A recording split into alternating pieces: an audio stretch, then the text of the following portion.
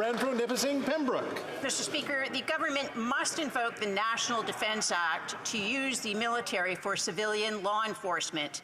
The government insists it did not deploy the military during the February demonstrations in Ottawa. Now we know surveillance flights were conducted over Ottawa at that time. Did the government invoke any statute to deploy the Canadian Armed Forces in this manner, or was the surveillance conducted without lawful authority?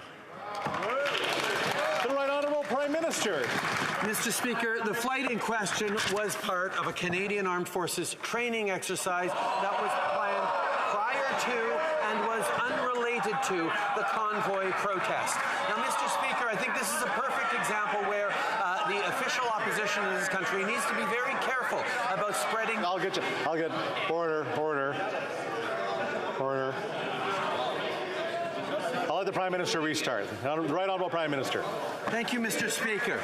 Here is the facts, Mr. Speaker. The flight in question was part of a Canadian Armed Forces training exercise that was planned prior to and was unrelated to the Convoy protest.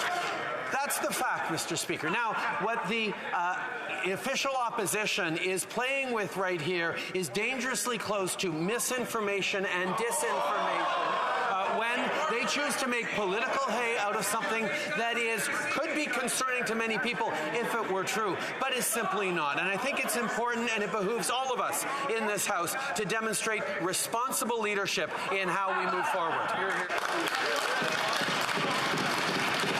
The Honourable Member for South Surrey.